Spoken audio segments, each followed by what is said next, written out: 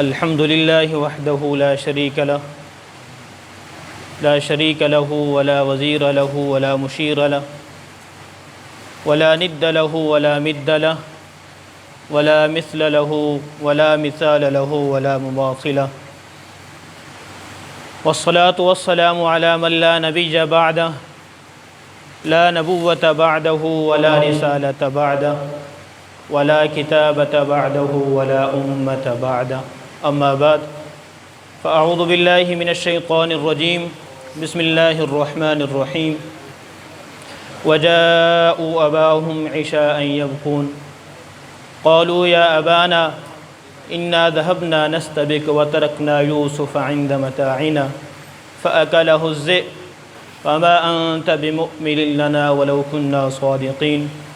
وجاءوا على قميصه بدم كذب قال بل سولت لكم أنفسكم أمرا فصبر جميل والله المستعان على ما تصفون. قال الله تبارك وتعالى في مقام آخر ولا تقولوا لمن يقتل في سبيل الله أموات بل أحياء ولكن لا تشعرون. صدق اللہ العظیم.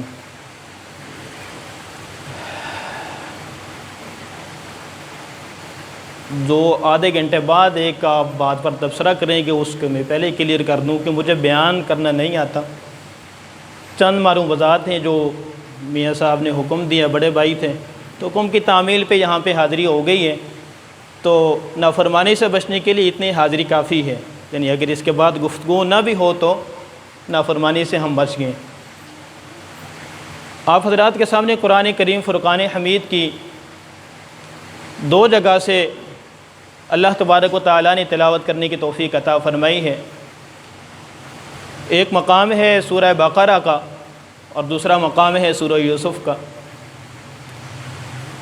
سورہ یوسف کی جو آیات کریمہ آپ حضرات کے سامنے تلاوت کی ہیں، ان آیات میں بھی حضرت یوسف علیہ السلام کے بھائیوں نے حضرت یوسف پیغمبر علیہ السلام کے ساتھ وہی کچھ کیا جو کچھ حضرت حسین رضی اللہ تعالیٰ عنہ کے ساتھ، حضرت حسن، حضرت علی رضی اللہ تعالیٰ عنہ کے ساتھ محبت کرنے والوں نے کیا. آج کی ہماری محفل جو ہے وہ ذکر حسین رضی اللہ تعالیٰ عنہ پر ہے. یہ نام ہی ایسا ہے کہ اس کو دیکھتے ہی محفل چمکدار ہو جاتی ہے، روشن ہو جاتی ہے، خوشبودار ہو جاتی ہے. حسین وہ نام ہے کہ جو آپ صلی اللہ علیہ وسلم کے نواسے سے پہلے کائنات میں کسی نے رکھا نہیں، اللہ نے کسی کو رکھنے کی توفیق ہی نہیں دی. اللہ نے اپنے پردے میں چھپایا ہوا تھا. جب حضور صلی اللہ علیہ وسلم کے نواسے دنیا میں آئے تو اللہ نے وہ پردہ اٹھا لیا اور کملی والے کو بتایا کہ جا کر اپنے نواسوں کا یہ نام رکھ دیں. کیونکہ روایات کے اندر آتا ہے کہ جب حضرت حسن پیدا ہوئے تو آپ صلی اللہ علیہ وسلم تشریف لے کر گئے.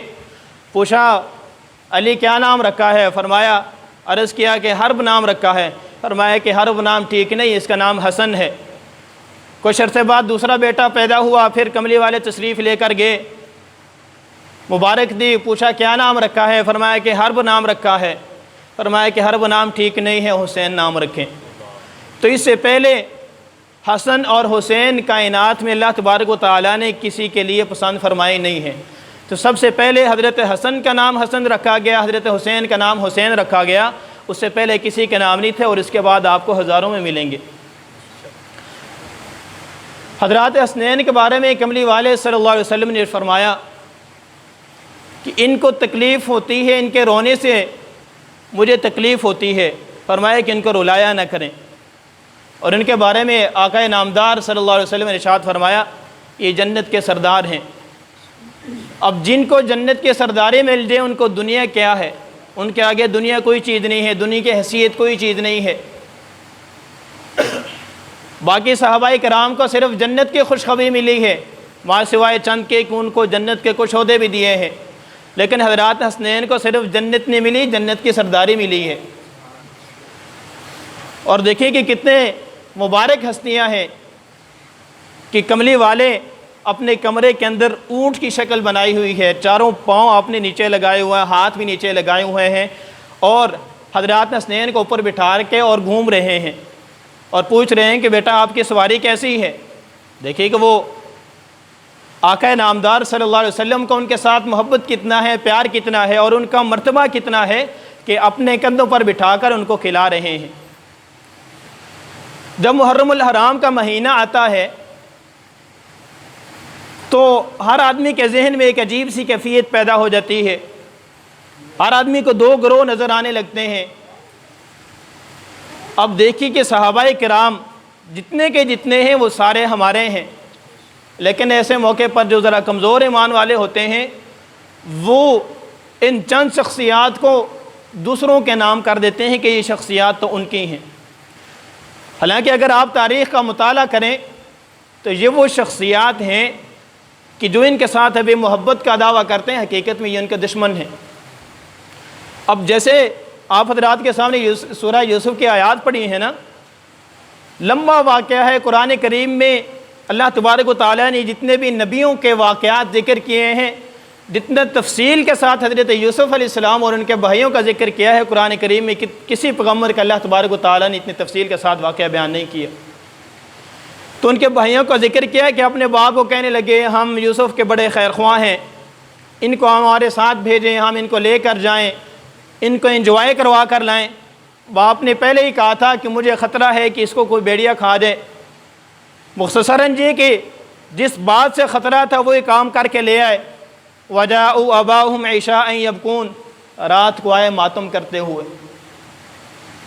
باتکلف روتے ہوئے کہ وہ جی ہم لے کر یوسف علیہ السلام کو گئے تھے، ہم آپس میں دوڑ کا مقابلہ کرنے کے لیے نکلے، پیچھے سے یوسف علیہ السلام کو اپنے سامان کے پاس چھوڑا، فَأَكَلَهُ الذِّئْبُ، اس کو بھیڑیا کھا گیا، اور ان کی قمیص اتار کر لے آئے۔ کوئی پرندہ، کوئی درندہ جانور مار کے اس کا خون لگا کر قمیص پر لے کر آ گئے، اور باپ کو دکھانے لگے یہ دیکھو جی یہ قمیص ہے ہمارے بھائی یوسف کو وہ نہ بھیڑیا کھا گیا۔ عشاء یبکون، روتے ہوئے ماتم کرتے ہوئے، جو آج کل ان کا طریقہ کار ہے اسی طریقے سے۔ تو حضرت یعقوب علیہ السلام وہ بھی چونکہ پیغمبر تھے، کہنے لگے کہ بھائی آپ کا جو بھیڑیا تھا نا وہ اسلامی یونیورسٹی کا فاضل تھا، بڑا پڑھا لکھا تھا، کہ اس نے نہ تو قمیض کو پھاڑا، نہ اس میں اس کے پنجے لگے ہوئے ہیں، نہ اس کے دانت لگے ہوئے ہیں، بڑا پڑھا لکھا آدمی تھا، بڑا پڑھا لکھا درندہ تھا کہ اس نے پہلے حضرت یوسف علیہ السلام کی قمیض کو اتارا، پھر ان کو کھایا اور قمیض آپ کے حوالے کر دی۔ بہت سمجھدار بھیڑیا تھا۔ تو یہ لوگ بھی اسی طرح کے ہیں کہ حضرت علی رضی اللہ تعالیٰ عنہ کو ان کی ولایت کا عقیدہ رکھ کے ان کو خدائی کا عہدہ دے کر پھر کیا کیا جو ساری کائنات کے سامنے ہے۔ اچھا یہ جو کربلا کے اندر حضرت حسین رضی اللہ تعالیٰ عنہ کو جو شہید کیا گیا ہے، اس کی وجہ کیا ہے؟ میں مختصراً 2-4 منٹوں کے اندر تھوڑی سی جو ہے نا پیچھے سے تاریخ کو دہراؤں تاکہ آپ لوگوں کو اس کا پس منظر سمجھ آ جائے کہ یہ لوگ ہیں کون ہیں۔ تھک تو نہیں گئے؟ کتنی دیر مزید بیٹھ سکتے ہیں؟ اچھا، مختصراً یہ کہ جب رسول خدا صلی اللہ علیہ وسلم مدینہ کے اندر تشریف لے کر گئے تو وہاں پر یہودیوں کا ہول تھا، یہودی بسنے والے تھے۔ اور آپ کو یہ بھی مزید کی بات بتاؤں کہ یہ یہودی یہاں کے مقامی نہیں تھے، یہ ارد گرد کے علاقوں سے یہاں جمع ہو کر آئے تھے۔ یہ بھی الگ موضوع ہے، اس لیے آئے تھے کہ جب کملی والے آ کر اعلان کریں گے آخری نبی آئیں گے تو ہم ان کا کلمہ پڑھیں گے۔ پھر انہوں نے کس وجہ سے نہیں پڑھا وہ ایک الگ موضوع ہے، بڑی لمبی بات ہو جائے گی۔ تو جب سرکار دو عالم صلی اللہ علیہ وسلم مدینہ کے اندر تشریف لائے تو وہاں پر کون بستے تھے بھائی؟ یہودی۔ تو یہودیوں کے ساتھ ریاست بنانے کے لیے، ریاست مدینہ بنانے کے لیے ایک معاہدہ کیا، اس معاہدے کی بہت ساری شرائط رکھیں۔ تو کچھ ہی عرصہ گزرا تو ان یہودیوں نے اس معاہدے کو توڑ دیا، ان شرائط کو ختم کر دیا۔ تو سرکار دو عالم صلی اللہ علیہ وسلم اپنے ساتھیوں کو لے کر ان پر حملہ کیا اور ان کو مدینہ سے نکال دیا، جلا وطن کر دیا۔ اب وہ جا کر خیبر کے اندر جو مدینہ سے کچھ فاصلے پر ہے وہاں پر جا کر آباد ہو گئے، لیکن اپنی شرارتوں سے باز نہیں آئے۔ تو کچھ عرصے بعد آپ صلی اللہ علیہ وسلم نے دوبارہ پھر ان کا محاصرہ کیا، کئی دن گزر گئے، ان کے قلعے کا محاصرہ کیا ہوا ہے، قلعہ فتح نہیں ہو رہا۔ تو آپ صلی اللہ علیہ وسلم نے ایک دن اپنے صحابہ اکرام کا نامہ کیا اور فرمایا ہے کہ صبح میں ایک آدمی کے ہاتھ میں جھنڈا دوں گا جس کے ہاتھ میں اللہ تبارک و تعالیٰ اس قلعہ کو فتح فرمائیں گے۔ اب سارے صحابہ کرام اس بات کے متمنی تھے کہ یہ سعادت مجھے نصیب ہوگی، یہ سعادت مجھے نصیب ہوگی، لیکن جب صبح کا وقت آئے تو سرکار دو عالم صلی اللہ علیہ وسلم نے فرمایا علی کہاں ہے میرا بھائی؟ سارے ایک مرتبہ تو حیران ہو گئے۔ فرمایا کہ علی کی تو آنکھیں دکھی ہوئی ہیں، وہ دیکھنے کا قابل نہیں ہے۔ فرمایا کہ اس کو بلاؤ۔ بلایا گیا، سرکار دو عالم صلی اللہ علیہ وسلم نے اپنا لعاب مبارک آنکھوں پر لگایا۔ حضرت علی رضی اللہ عنہ فرماتے ہیں کہ ایسے ٹھیک ہوں کہ دوبارہ کبھی زندگی میں وہ آنکھیں خراب نہیں ہوئی۔ تو جھنڈا دیا گیا، جا کر اس کو فتح کیا۔ تو یہودیوں نے دیکھا کہ یہ فاتح خیبر کون ہے، انہوں نے نظر میں رکھ لیا۔ جیسا کہ وہ ہمارے ہاں ایک بات مشہور ہے کہ جو سانپ ہوتے ہیں نا، اگر وہ دو جوڑے ہوں، اگر ان میں سے ایک کو مار دے تو وہ اپنی آنکھوں میں تصویر بنا لیتے ہیں، اس آدمی کو جب تک نقصان نہ پہنچائیں تب تک چھوڑتے نہیں ہیں۔ سنا ہوا یہ واقعہ، یہ کہاوت سنی ہوئی ہے۔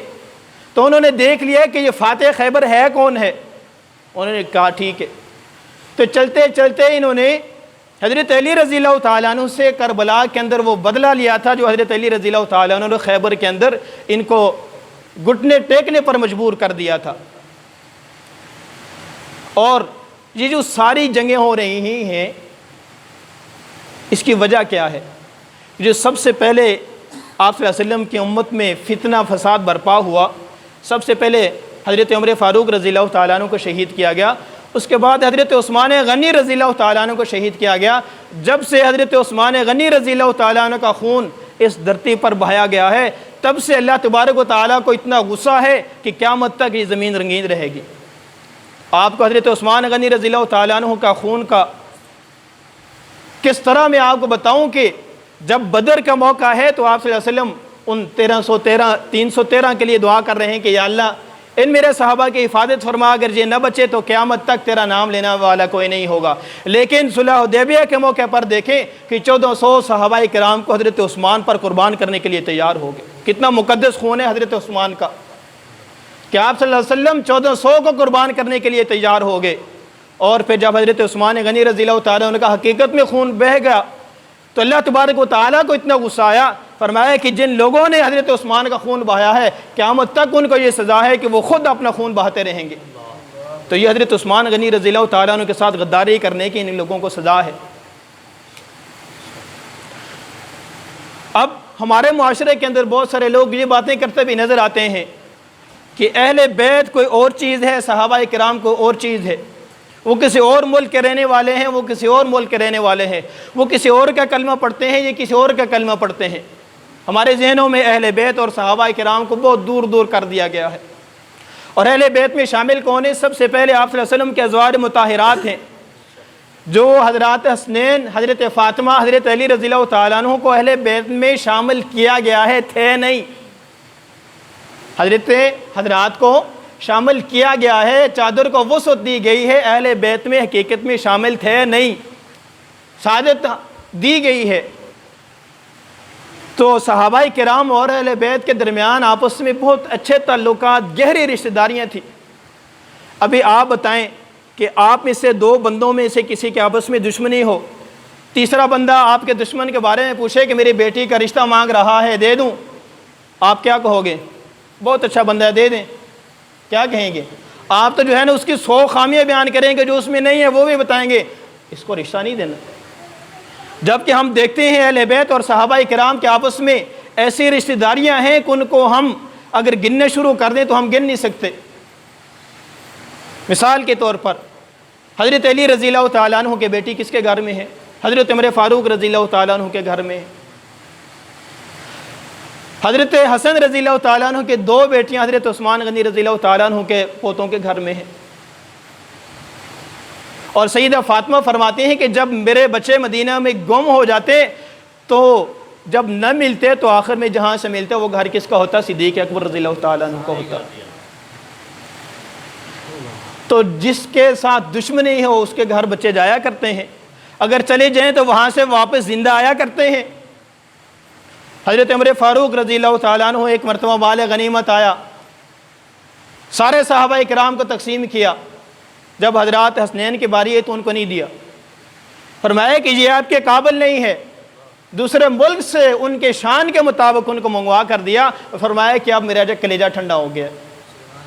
اور حضرت عمر فاروق رضی اللہ تعالیٰ عنہ امیر المؤمنین ہونے کے باوجود حضرت حسین کو سلام کرنے میں پہل کیا کرتے تھے، جھک کے سلام کیا کرتے تھے، نیچے ہو کے سلام کیا کرتے تھے۔ امیر المؤمنین ہیں، 22 لاکھ مربع میل کے حکمران ہیں، ان کی تو آپس میں یہ رشتہ داریاں تھیں، یہ تعلق داریاں تھیں۔ تو بات یہ کر رہا تھا کہ یہ لوگ عبداللہ ابن سبا یہودی کی اولاد تھی جن کو مدینہ سے نکالا گیا، تو یہ مدینہ سے نکل کر پہلے کسی اور ملک میں گیا، پھر وہاں سے آ کر حضرت عثمان غنی رضی اللہ تعالیٰ عنہ کے ہاتھ پر بظاہر بیعت کی، مسلمان ہوا، عہدہ مانگا۔ حضرت عثمان غنی رضی اللہ تعالیٰ نے اس کو عہدہ نہیں دیا، اس کو پہلے سے جو ہے نا غصہ تھا، اس کے بعد مزید یہ اپنے غصے کی آگ میں جلنے لگا، باہر نکلا، کوفہ میں گیا، بصرہ میں گیا، مصر میں گیا، وہاں سے لوگوں کے ذہن سازیاں کی، مسلمانوں کے خلاف سازشیں کی۔ مختصراً عرض کر رہا ہوں، ایک جا کے صوبے والوں کو کہا کہ حضرت عثمان غنی رضی اللہ تعالیٰ عنہ اپنے رشتہ داروں کو نوازتے ہیں، آپ ان کو خط لکھیں۔ کوفے والوں نے بصرہ والوں کو لکھے، بصرہ والوں نے مصر والوں کو لکھے، یعنی آپس میں ایک دوسرے سے خطوط لکھوائے کہ آپ حضرت عثمان غنی رضی اللہ تعالیٰ عنہ کے خلاف خطوط لکھیں۔ پھر جب کافی سارے لوگ اس نے اپنے ذہن کے ہم مشن بنا لیے، پھر اس نے موقع دیکھا کہ اب کس موقع پر جا کر حضرت عثمان غنی رضی اللہ تعالیٰ عنہ کے اوپر حملہ کیا جائے۔ تو اس نے دیکھا کہ حج کا موقع ہے، حج کے موقع پر سارے صحابہ کرام حج کرنے کے لیے تشریف لے گئے ہیں، تو یہ تقریباً 3000 کا لشکر، 3 ملکوں سے 3000 کا لشکر لے کر اور ان کے ساتھ سرداروں کا لے کر آیا، آ کر حضرت عثمان غنی رضی اللہ تعالیٰ عنہ پر حملہ کیا۔ حضرت حسین رضی اللہ تعالیٰ عنہ پر جو ماتم کیا جاتا ہے، جو ان کے بہت زیادہ تذکرے کیے جاتے ہیں، اس کی وجہ کیا ہے کہ شہید ہوئے تھے۔ تو کیا پوری تاریخ میں صرف ایک ہی شہادت ملتی ہے ہمیں؟ کیوں بھائی؟ پوری تاریخ میں صرف حضرت حسین رضی اللہ تعالیٰ عنہ شہید ہوئے ہیں؟ جی نہیں، بے شمار صحابہ کرام ہیں۔ ختم نبوت کے لیے جنہوں نے جانیں دی ان کی تقریباً 1200 کے قریب تعداد بنتی ہے۔ جی یہ ظلماً شہید ہوئے ہیں، اس لیے ہمیں زیادہ ان کا غم ہے، افسوس ہے۔ تو کیا حضرت عثمان غنی رضی اللہ تعالیٰ عنہ سے زیادہ ظلم ہوا تھا؟ کہتے ہیں کہ حضرت حسین کا پانی بند کر لیا گیا تھا، حضرت حسین کا پانی بند کیا ہے، حضرت عثمان سے پانی چھینا گیا ہے، کیونکہ جو فرات کا پانی تھا وہ حضرت حسین کا خریدا ہوا نہیں تھا، مدینہ کا جو کنواں تھا حضرت عثمان کا خریدا ہوا تھا۔ تو بتائیے زیادہ ظلم کس پر ہے، حضرت حسین پر یا حضرت عثمان پر؟ آپ کے جب جنازے جاتے ہیں تو آپ اپنے جنازوں پر گلاب کے پھول ڈالتے ہیں، میرے عثمان کا جب مدینہ کی گلیوں سے جنازہ جا رہا تھا تو اوپر سے پتھر برسائے گئے۔ کیا وہ زیادہ ظلم ہے یا یہ زیادہ ظلم ہے؟ کیا آپ لوگوں کو حضرت امیر حمزہ رضی اللہ تعالیٰ عنہ کی شہادت بھول گئی ہے کہ جن کے 80 سے زیادہ ٹکڑے کیے گئے اور کلیجہ نکال کر چبایا گیا؟ کیا یہ کم ظلم ہے؟ کیا صرف ایک ہی شہادت ہے؟ کیا ظلماً ایک ہی کو شہید کیا گیا ہے؟ مانتے ہیں کہ ظلم کیا گیا حضرت حسین رضی اللہ تعالیٰ عنہ پر، لیکن جہاں وہاں پر ان پر ظلم کیا گیا ہے تو دیگر پر جن پر ظلم کیا گیا ہے ان کا بھی تو نام لیا کریں۔ تو یہ یہودیوں کی سازشیں چلتی رہیں۔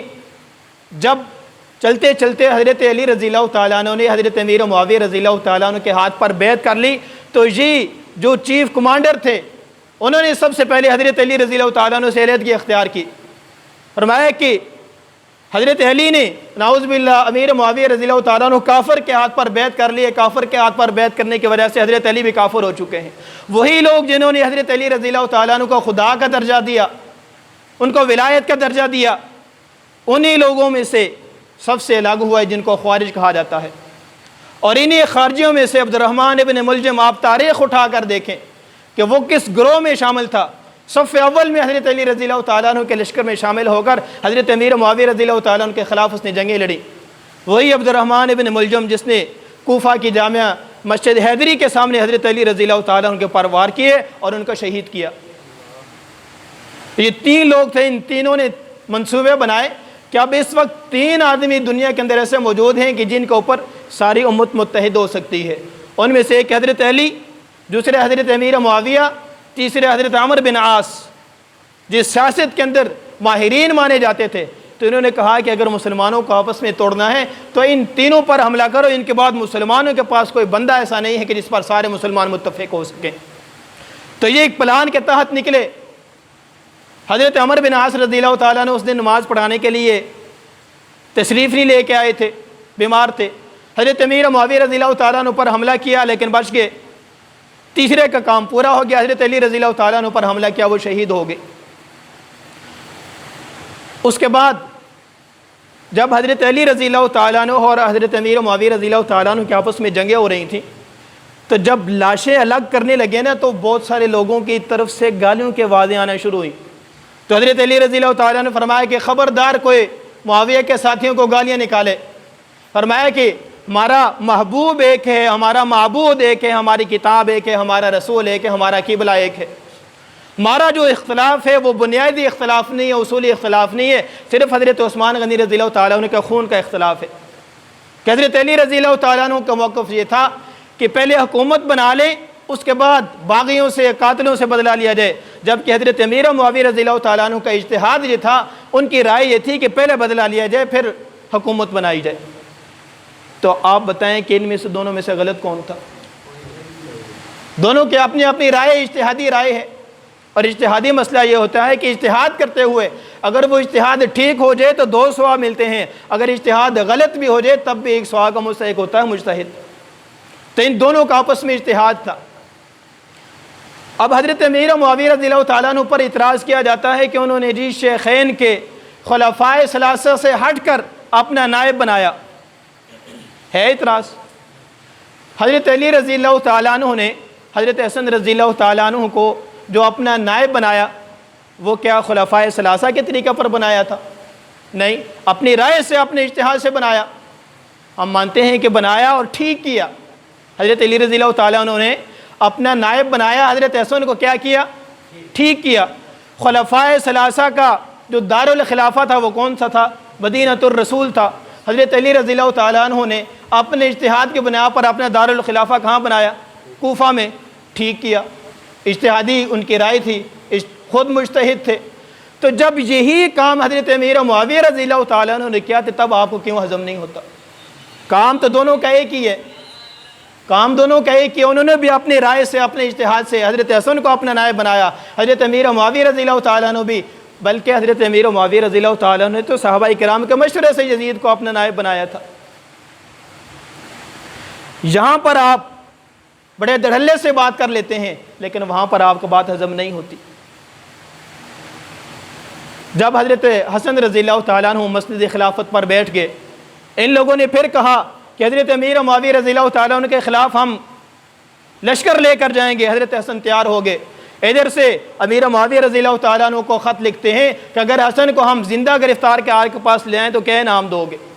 وہی لوگ جو حضرت علی کے صف اول میں لڑنے والے، حضرت حسن رضی اللہ تعالیٰ عنہ کے فوج کے جو کارکن ہیں، اس کی فوج کے جو آدمی ہیں، وہ خط لکھ رہے ہیں۔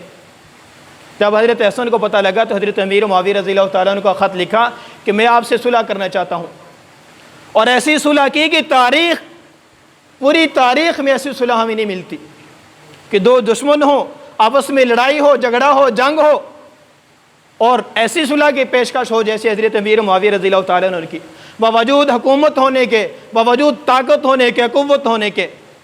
فرمایا کہ میرے بھتیجے صلح کرنا چاہتے ہو تو یہ لو، سادہ کاغذ لو، نیچے میں نے تجھ سے خط کر دیا ہے، دنیا کی جو شرائط لکھنا چاہتے ہو لکھ لو۔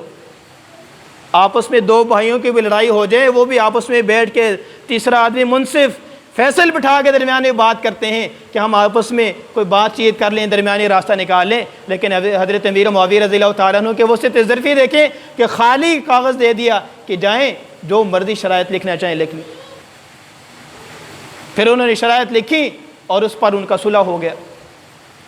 جب انہوں نے دیکھا کہ مسلمان پھر متحد ہو گئے ہیں، حضرت حسن رضی اللہ تعالیٰ عنہ کو خنجر مارے، حضرت حسن رضی اللہ تعالیٰ عنہ کو زہر دیا اور ان کا کام تمام کر دیا۔ اس کے بعد حضرت حسین رضی اللہ تعالیٰ عنہ آتے ہیں، ان کے ساتھ بھی ان لوگوں نے یہ کیا۔ جب 57 ہجری تھی، یعنی آپ صلی اللہ علیہ وسلم کے مدینہ سے ہجرت، مکہ سے مدینہ کی طرف ہجرت کرنے کے بعد تقریباً 50 اور 60 سال گزر گئے ہیں۔ 57 ہجری حضرت امیر معاویہ رضی اللہ تعالیٰ عنہ نے صحابہ کرام سے، تمام مسلمانوں سے یزید کی بیعت لی، سب نے بیعت کر دی، صرف 5 بندے پیچھے رہ گئے۔ کتنے بندے؟ 5 بندے۔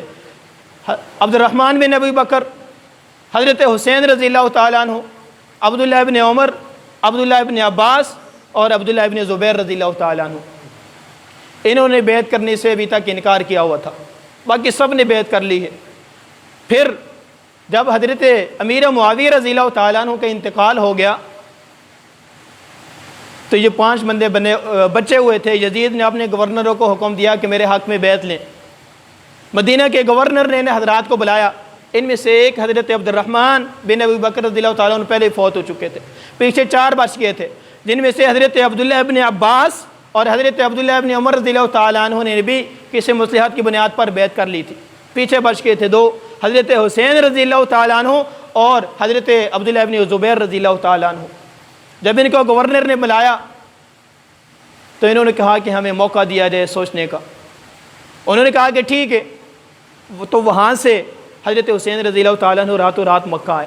اس بات کے تقریباً 4 مہینے بعد تک وہ مکہ کے اندر تشریف فرما رہے ہیں، اور ادھر سے کوفیوں کے خط آنا شروع ہو گئے کہ زمین سرسبز ہو چکے ہیں، پھل پک چکے ہیں، آپ ہمارے پاس تشریف لائیں۔ میں بہت مختصر کر کے اس کو مکمل کرتا ہوں۔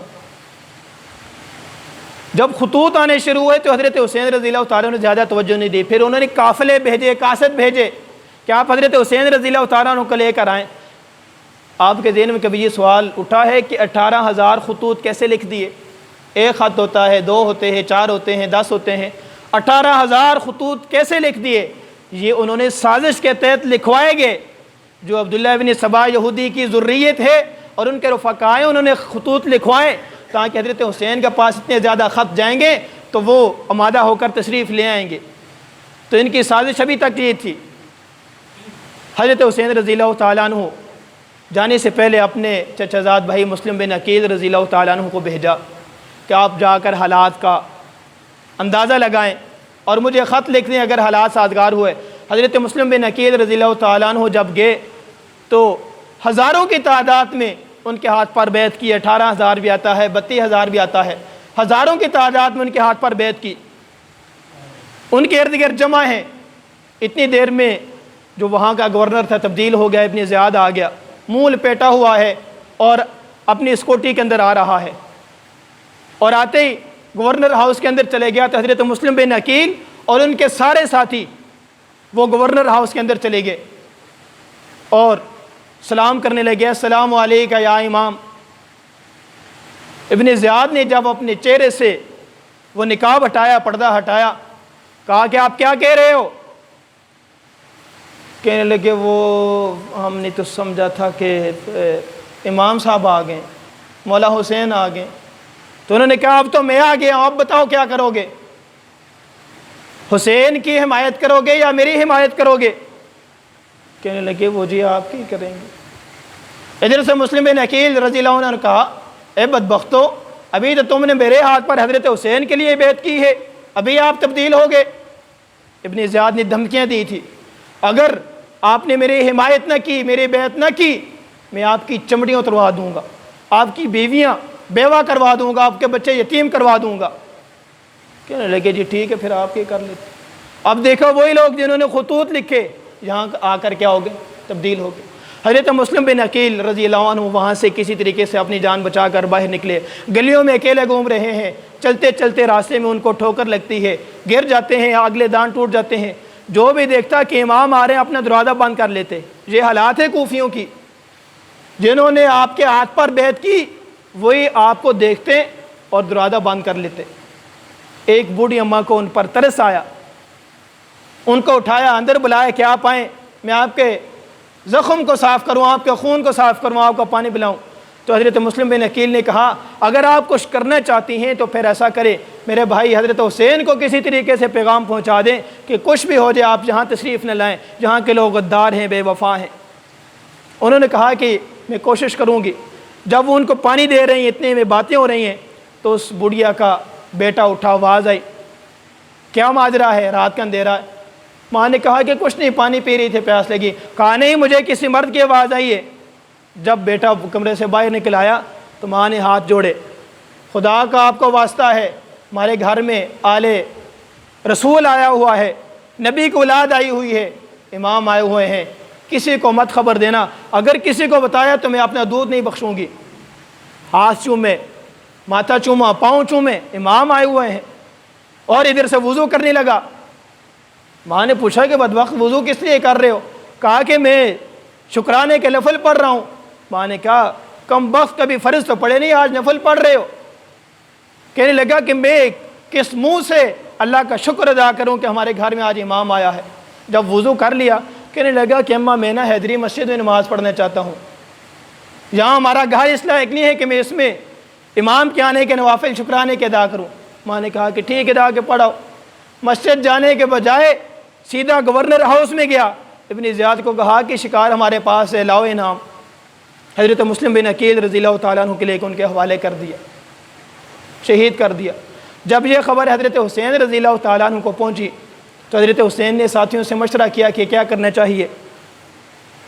تو مسلم بن عقیل رضی اللہ تعالیٰ عنہ کے بھائیوں نے کہا ہمارا تو بھائی کا خون بہا ہے، ابھی ہمیں زندہ رہنے کا سرور ہی نہیں آئے گا، مزہ ہی نہیں آئے گا، ہم تو یا تو حضرت مسلم بن عقیل کے بدلے میں جا کر ان سے بدلہ لیں گے یا خود بھی حضرت مسلم بن عقیل کے راہی ہو جائیں گے۔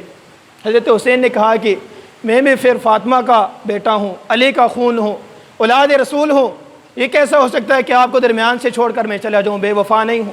ساتھ کے لمبا واقعہ ہے، ابن سعد کو یزید نے بھیجا کہ مذاکرات کر کے آئیں۔ جب حضرت حسین رضی اللہ تعالیٰ عنہ اور ابن سعد حضرت سعد رضی اللہ تعالیٰ عنہ کے بیٹے ہیں، فرمایا کہ حسین کہاں جا رہے ہو؟ کہا کہ میں جا نہیں رہا، مجھے بلایا گیا ہے، یہ دیکھو میرے پاس یہ خط ہیں۔ تو ابن سعد نے کہا یہ جن کے آپ نام لے رہے ہو نا، یہ دیکھو یہ میری فوج میں شامل ہیں، آپ پر حملہ کرنے کے لیے آئے ہیں، آپ کو شہید کرنے کے لیے آئے ہیں۔ تو حضرت حسین نے خط نکالے اور پڑھ کے ان کے نام لیے، فلاں ابن فلاں موجود ہے جی موجود ہوں، فلاں ابن فلاں موجود ہے جی موجود ہوں۔ تو تم نے جب میرے ساتھ غداری کرنی تھی تو خطوط کیوں لکھے؟ وہ مولانا بس مجبوری بن گئی ہے، ان کی مجبوری ان کو لے کر ڈوب گئیں۔ بہرکیف جب حضرت حسین رضی اللہ تعالیٰ عنہ معاملے کو سمجھ گئے تو ابن سعد کو کہا کہ 3 اختیاروں میں سے مجھے اختیار دے دیں، یا مجھے مدینہ واپس جانے دیں جہاں سے میں آیا ہوں۔ اب دیکھیں اگر یہ کفر اسلام کی جنگ تھی، یزید شرابی تھا، کبابی تھا، زانی تھا، تو کیا یہاں حضرت حسین کا پہنچنے سے یہ سب گناہ اس نے چھوڑ دیے تھے؟ یا آپ کے بقول یزید کافر تھا تو کیا تب مسلمان ہو گیا تھا؟ یا حضرت حسین نعوذ باللہ رضی اللہ تعالیٰ عنہ ڈر گئے تھے؟ جب ان میں سے کوئی ایک کام بھی نہیں ہے پھر اپنا عقیدہ تبدیل کرو کہ حضرت حسین رضی اللہ تعالیٰ عنہ کسی اور کام کے لیے جا رہے تھے۔ دوسری شرط رکھی کہ اسلامی سرحدوں پر مجھے جا کر لڑنے دے۔ کیا لفظ بولے؟ اسلامی سرحدیں، تو کافر اگر حکمران ہو تو وہ اس کی سرحدیں اسلامی ہوں گی۔ کہا کہ مجھے اسلامی سرحدوں پر جا کر لڑنے دیں۔ تیسری شرط رکھی کہ مجھے جانے دو یزید کے پاس، وہ میرے چاچا کا بیٹا ہے، میں اس کے ساتھ اپنا معاملہ کلیئر کر لوں گا۔ اب ابن سعد نے تو ان کی شرائط مان لی، ان کو جانے دیا۔ اب جب مدینہ سے کوفہ کی طرف آئے نا تو درمیان میں کربلا نہیں آتا، جب یہ دمشق کے راستے پر جائیں تو تب کربلا آتا ہے، یعنی انہوں نے کوفہ جانے کے بجائے اپنا راستہ تبدیل کر لیا تھا دمشق جانے کے لیے یزید کے پاس۔ تو جب ان لوگوں نے دیکھا کہ حضرت حسین تو پھر ہمارے ہاتھوں سے نکل رہے ہیں، مسلمان پھر متحد ہو جائیں گے، پھر متفق ہو جائیں گے، تو انہوں نے یک بارگی حضرت حسین رضی اللہ تعالیٰ عنہ پر حملہ کر دیا۔ حضرت حسین کے پاس جو خط تھے جس خیمے میں، اس خیمے کو آگ لگا دی۔ کیوں؟ ان کو پتہ تھا کہ اگر یہ ثبوت یزید کے پاس چلے گئے تو ہمیں الٹا لٹکا دے گا۔ تو حضرت حسین رضی اللہ تعالیٰ عنہ نے یزید کے ہاتھ پر بیعت کرنے کے لیے تیار ہو گئے تھے، اس لیے ان کو شہید کیا گیا ہے۔ جب حضرت حسین رضی اللہ تعالیٰ عنہ شہید ہو گئے، اب دیکھیں کہ جو کربلا کے شہید ہیں ان میں بہت ساروں کے نام لیے جاتے ہیں، لیکن ابو بکر کا نام نہیں لیا جاتا، عمر کا نام نہیں لیا جاتا، عثمان کا نام نہیں لیا جاتا، موت پڑتی ہے۔ حضرت علی رضی اللہ تعالیٰ عنہ کا حضرت فاطمہ کے بعد جو شادی ہوئی، پہلا بیٹا ہوا، اس کا نام رکھا محمد، جس کو ابن حنفیہ کے نام سے جانا جاتا ہے۔ جب حضرت حسین جا رہے تھے تو انہوں نے کہا کہ آپ بھی ہمارے ساتھ آئیں، اس لیے ان کا نام نہیں لیا جاتا۔ محمد بن حنفیہ نے کہا تھا کہ میں تو نہیں جاتا، کہا کہ اپنی اولاد کو بھیج دو، کہا جو میں اپنے لیے پسند کرتا ہوں اپنی اولاد کے لیے بھی وہی پسند کرتا ہوں، نہ میں خود جاؤں گا نہ اپنی اولاد کو بھیجوں گا۔ یہ حضرت علی رضی اللہ تعالیٰ عنہ کے بیٹے ہیں، حضرت حسین کے بھائی ہیں، ان کا نام کوئی بھی نہیں لیتا۔ ایک بیٹا ہوا، پھر جب دوسرا بیٹا ہوا اس کا نام ابو بکر رکھا، حضرت علی رضی اللہ تعالیٰ عنہ کا بیٹا۔ تیسرا ہوا عمر رکھا، چوتھا ہوا عثمان رکھا۔ حضرت حسن رضی اللہ تعالیٰ عنہ کی اولاد ہوئی، ایک کا نام عمر رکھا، ایک کا نام عثمان رکھا۔ اور کربلا کے میدان کے اندر جو سب سے پہلا شہید ہے اس کا نام کیا ہے؟ ابو بکر۔ دوسرے شہید کا نام ہے عمر، تیسرے شہید کا نام ہے عثمان بن عفان، چوتھے کا نام ہے عمر بن حسن، اور پانچویں کا نام ہے عثمان بن حسن۔ ان کے نام کیوں نہیں لیتے؟ ان کا نام لینے سے موت پڑتی ہے، کیونکہ یہ خلفائے راشدین کے نام ہیں، خلفائے ثلاثہ کے نام ہیں۔ تو جب ان کے ساتھ حضرات حسنین کو، حضرت علی کو محبت تھی تو ان کے نام پر اپنے بیٹوں کے نام رکھے۔ اور ان لوگوں کے نزدیک حضرت ابوبکر، عمر، عثمان یہ نام گالی ہیں اور ان پر لعنت بھیجتے ہیں۔ تو ان ناموں پر لعنت نہیں، آپ کے کردار پر لعنت، آپ کی اولاد پر لعنت، اس ماں پر لعنت جس نے آپ کو جانا ہے، اس باپ پر لعنت جس نے آپ کو جانا ہے۔ یہ نہ حضرت ابوبکر کے وفادار ہیں، نہ حضرت علی کے وفادار ہیں، نہ حضرت حسن کے، نہ حضرت حسین کے وفادار ہیں۔ ان کا کام کیا ہے؟ مسلمانوں کا آپس میں لڑانا، مسلمانوں کا اتحاد ختم کرنا، اور آج وہ اسی کام میں لگے ہوئے ہیں۔ اور مسلمان بھی انہی کے پیچھے چل رہے ہیں۔ دو دو ٹولیاں بنی ہوتی ہیں، دو آدمی نے اپنی مسجد بنائی ہوتی ہے، دو آدمی نے اپنی جماعت بنائی ہوتی ہے، دو آدمی جو ہے نا وہ الگ جا رہے ہوتے۔ یہ اصل سازشوں نہیں کی ہے کہ جب مسلمان متحد ہو جائیں گے، متفق ہو جائیں گے تو اسلام کا پرچم لہراتا رہے گا اور بڑھتا رہے گا۔ اب دیکھیں کہ جب حضرت عثمان غنی رضی اللہ تعالیٰ عنہ شہید ہوئے تو 22 لاکھ مربع میل پر حکمرانی تھی۔ جب حضرت علی رضی اللہ تعالیٰ عنہ کے خلافت آئے 4.5 سال تو 1 انچ زمین فتح نہیں ہوئی، ایک ملک فتح نہیں ہوا۔ وجہ کیا تھی؟ کہ مسلمان آپس میں متحد نہیں تھے، آپس کی جنگ خانے میں مصروف تھے۔ تو یہ صحابہ کرام اور اہل بیت آپس میں ایک گھر کی طرح تھے، ایک گھر کے سارے افراد تھے۔ تو جہاں پر ہم حضرات صحابہ کرام کے ساتھ محبت رکھتے ہیں، وہاں پر اہل بیت کے ساتھ محبت رکھنا یہ ہمارے ایمان کا حصہ ہے۔ اسلام وہ نہیں ہے کہ جو کربلا کا واقعہ پیش کر کے اور اس کا منظر پیش کر کے لوگوں کے سامنے اسلام پیش کیا جاتا ہے۔ اسلام تو ابو بکر صدیق رضی اللہ تعالیٰ عنہ کی صداقت کا نام اسلام ہے، عمر کی عدالت کا نام اسلام ہے، عثمان کی شرم و حیا کا نام اسلام ہے، علی کی ولایت کا نام اسلام ہے، حضرت امیر معاویہ رضی اللہ تعالیٰ عنہ کی سیاست کا نام اسلام ہے، حضرات حسنین کی صبر و رضا کا نام اسلام ہے۔ اگر ہم اسلام سیکھنا چاہتے ہیں، اسلام پر عمل کرنا چاہتے ہیں تو پھر ہمیں خلفائے راشدین کی زندگی کو سامنے رکھتے ہوئے ہم اسلام کے مطابق زندگی گزار سکتے ہیں۔ تو اللہ تبارک و تعالی ہمیں صحابہ کرام اور اہل بیت کے ساتھ سچی کھری محبت نصیب فرمائے، اور ان دشمنان سے ہمیں بچ کر رہنا چاہیے۔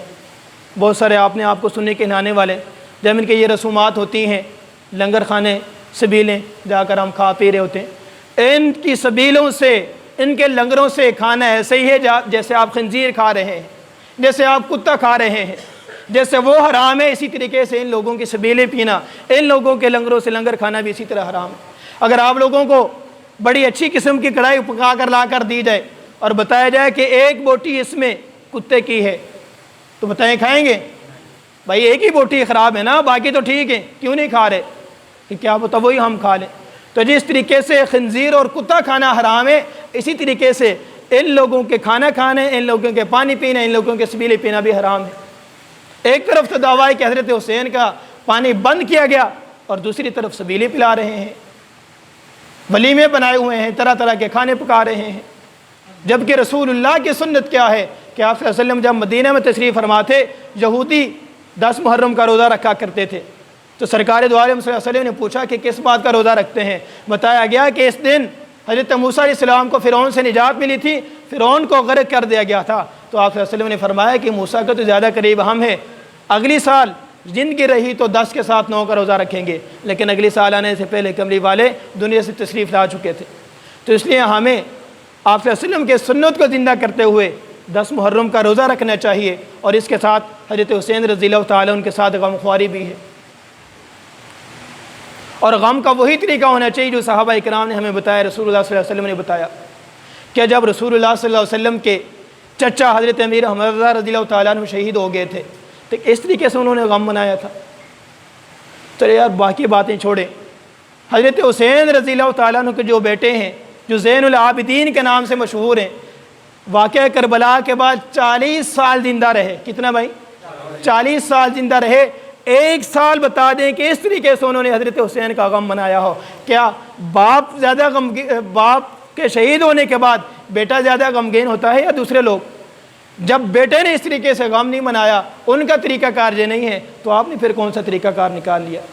اور ان لوگوں کے جو عقائد نظریات ہیں وہ بالکل یہودیوں والے ہیں۔ مثال کے طور پر ایک دو عقیدے میں ان کے بیان کر کے بات ختم کرتے ہیں۔ یہودیوں نے جو ان کے علماء تھے، جو ان کے پیر تھے، ان کو انہوں نے اللہ کا درجہ دے دیا۔ قرآن فرماتا ہے اتخذوا احبارهم ورهبانهم اربابا، انہوں نے ان کو رب بنا لیا۔ تو انہوں نے بھی حضرت علی رضی اللہ تعالیٰ عنہ کا کون سا عہدہ دیا ہوا؟ خدا ہیں، مشکل کشا ہیں، بلکہ یہاں تک کہتے ہیں کہ اللہ کو بھی نعوذ باللہ حضرت علی نے پیدا کیا، اللہ کو بھی جو رزق ملتا ہے حضرت علی دیتے ہیں۔ ان کا ایک عقیدہ ہے کتمان، چھپانا، تکیہ کرنا۔